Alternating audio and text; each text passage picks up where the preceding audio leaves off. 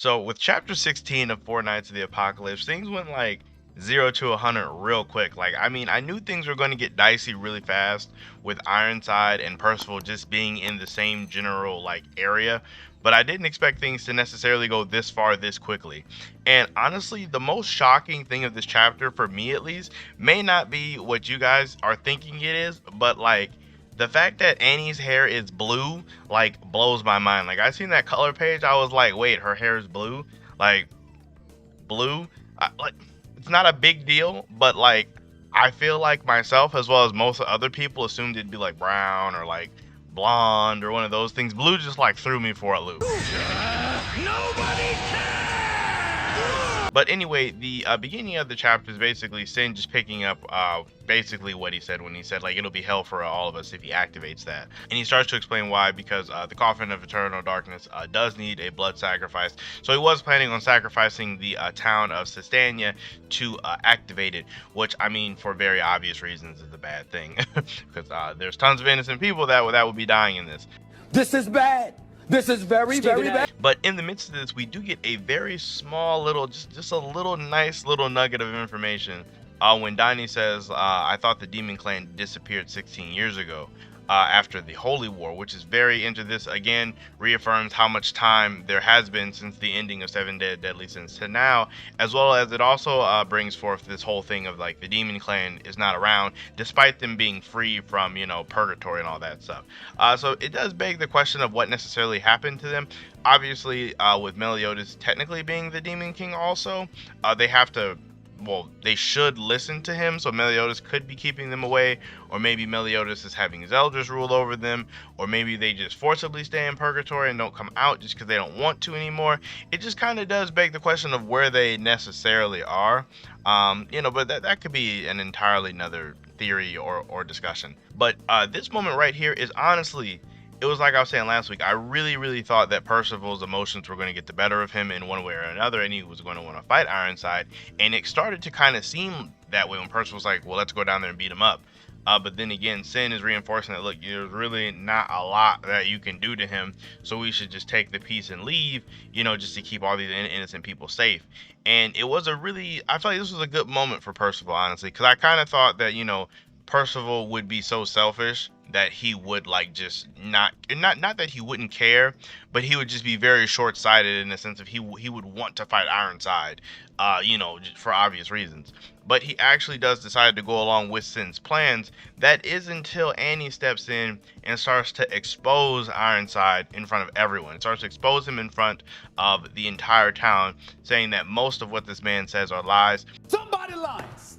Yeah. Now somebody lies. I don't know who, but I'm telling you, somebody's lying. Now that part was a little interesting to me because she said most and not all of what he says are lies. So that makes me wonder, like, what part of what Ironside is saying is true, or am I looking like way too much into it and she really did just like was just saying most but still meaning all.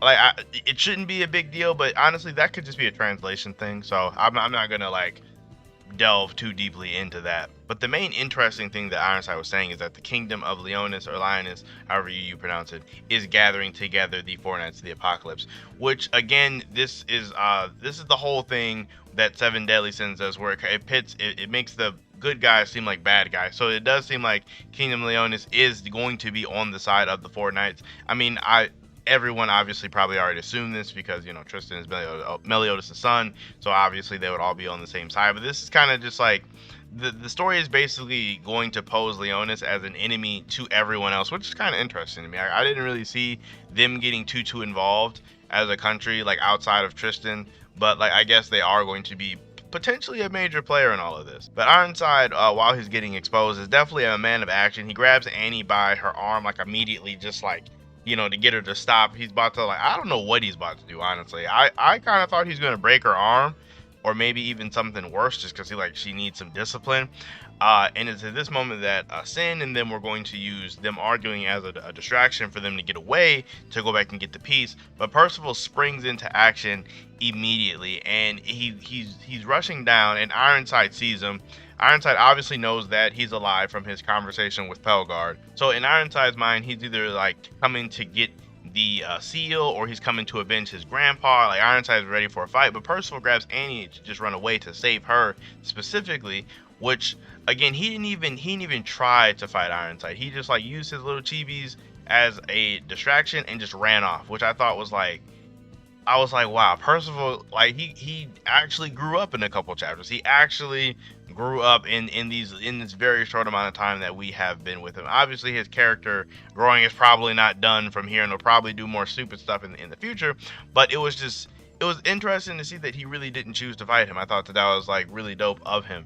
Ironside still totally tries to kill him despite Annie, or despite the town in general, but you know, Percival does end up getting away. We also find out that Annie's servant was in fact Ironside's familiar, because that servant does go into the inn that they were staying at and steal the last piece to bring it back to Ironside. Basically all this happens while Percival was reconvening with Sinning group, and then they basically filled him in.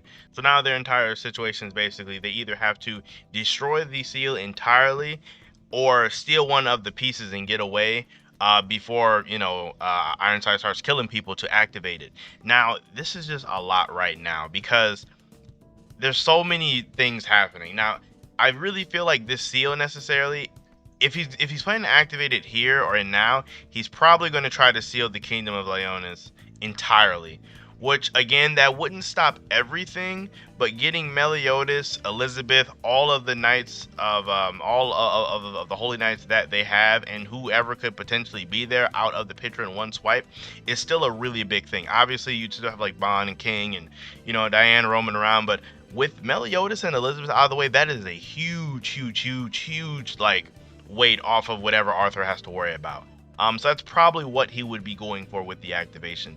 Now, the whole thing with destroying it, it could be weird, because the first time I read this, I was like, if the seal can just be destroyed, why didn't they destroy it after they sealed the demons away? Like, no one wanted them around, so why didn't they just destroy it?